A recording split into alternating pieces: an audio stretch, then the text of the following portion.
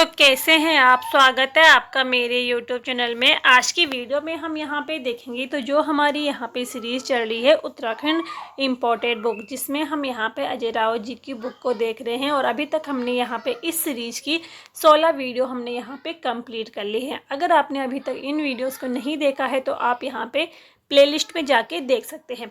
इसमें हम यहाँ पे वन लाइनर के माध्यम से पूरी बुक को कंप्लीट करेंगे। और अगर आपको यहाँ पे ये सीरीज़ पसंद आती हो तो लाइक करें, शेयर करें और चैनल को सब्सक्राइब ज़रूर करिए। तो चलिए यहाँ पे देखते हैं। आज का यहाँ पे जो पहला क्वेश्चन है, 1795 में किसे नेपाल की आंतरिक स्थिति का पता लगाने हेतु भेजा गया था। तो ये भेजा गया था यहाँ पे मौलवी अब्दुल कादिर को, ठीक है, अंग्रेजों के द्वारा भेजा जाता है। दूसरा यहाँ पे क्वेश्चन है, कुमाऊं में गोरखाओं द्वारा पहला भूमि बंदोबस्त किसके द्वारा किया गया था। तो कुमाऊं में गोरखाओं के द्वारा पहला भूमि बंदोबस्त किया जाता है तो वो यहाँ पे करते हैं जोगामल द्वारा, ठीक है, जोगामल के द्वारा किया जाता है 1791-92 में। अगला यहाँ पे क्वेश्चन है, किस गोरखा शासक द्वारा ब्राह्मण काश्तकारों पर कुसही नामक कर लगाया था। तो ये कर लगाया था यहाँ पे बमशाह ने, ठीक है। इसके अलावा बमशाह ने यहाँ पे जो यहाँ पे ये कर लगा था तो ये 5 प्रति जूलिया कर लगा था। जूलिया यहाँ क्या था, तो ये भूमि की माप की एक इकाई थी, ठीक है। तो 1 जूलिया में 6 से 13 एकड़ जो भूमि आती थी, ठीक है। 1 जूलिया में 6 से लेके 13 एकड़ भूमि आती थी और जिसके पास यहाँ पे इतनी भूमि होती उस पर प्रति जूलिया 5 रुपये का कर लगाया गया था। अगला जो क्वेश्चन है, अंग्रेजों द्वारा किस वर्ष कुमाऊं का विभाजन कर नैनीताल जिले का गठन किया जाता है। तो देखो यहाँ पे अंग्रेजों ने यहाँ उत्तराखंड में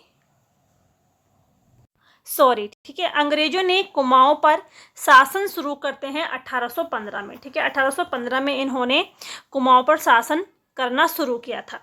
तो यानी कि कुमाऊं कमिश्नरी, जिसमें पूरा कुमाऊं और ब्रिटिश गढ़वाल था, ठीक है। 1815 में जब इन्होंने शासन करना शुरू किया था तो उस समय केवल एक ही जिला था जिसे हम पूरा कुमाऊं जिला इसे कहते थे, ठीक है। उस समय यहाँ पे एक ही जिला था जिसे पूरा कुमाऊं जिला हम इसे कहते थे। इसके बाद 1839 में, ठीक है, पौड़ी जिले का गठन किया गया। यानी अल्मोड़ा वाला जो जिला है तो उस समय वहाँ पे 2 ही जिले थे, अल्मोड़ा और पौड़ी गढ़वाल।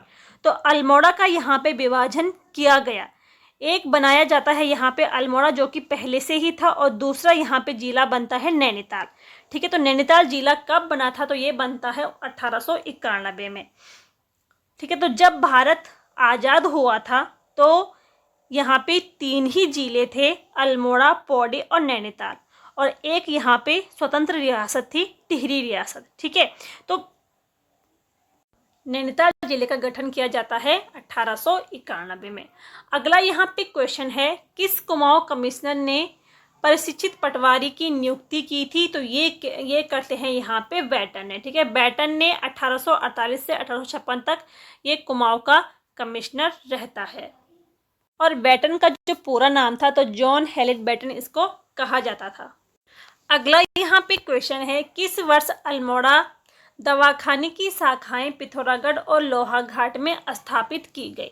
तो ये की गई थी यहाँ पे 1849 में जुलाई में, ठीक है। अगला यहाँ पे हमारा क्वेश्चन है, कुमाऊं कमिश्नरी का मुख्यालय अल्मोड़ा से नैनीताल कब स्थानांतरित किया गया था। तो ये किया गया था 1855 में, ठीक है। अक्टूबर 1855 में किया गया था और इस समय कुमाऊं का कमिश्नर कौन था, तो वो यहाँ पे बैटन था।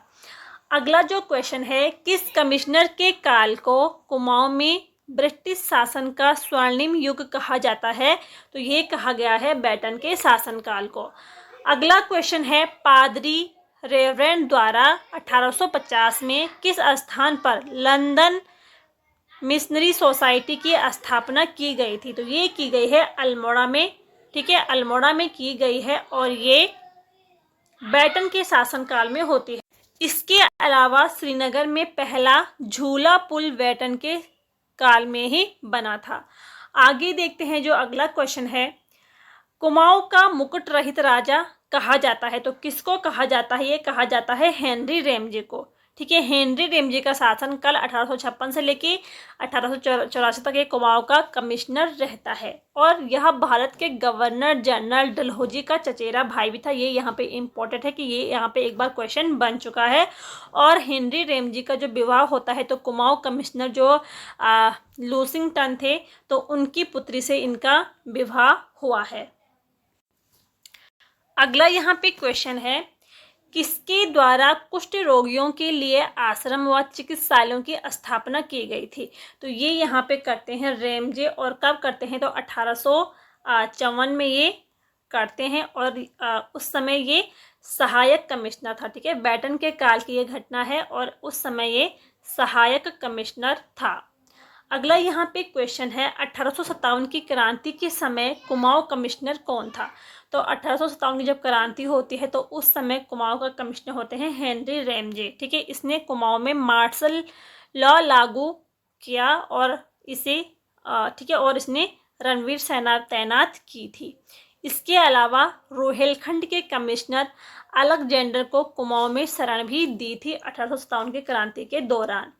अगला जो क्वेश्चन है, आपदा प्रबंधन का पहला प्रयास किस कुमाऊं कमिश्नर द्वारा किया गया है? तो ये किया गया है हेनरी रेमजे। ठीक है, देखो वन प्रबंधन का पहला प्रयास किया था विलियम ट्रेन ने। ठीक है, और 1826 में साल वृक्ष की कटाई पर प्रतिबंध भी लगाया था। ठीक है, और आपदा प्रबंधन का पहला प्रयास किसने किया था? तो हेनरी रेमजे ने किया था। और वन प्रबंधन का पहला प्रयास तो विलियम ट्रेन ने किया था 1826 में। अगला जो क्वेश्चन है, हेनरी रेमजे द्वारा इम्प्रूवमेंट फंड की स्थापना कब की गई?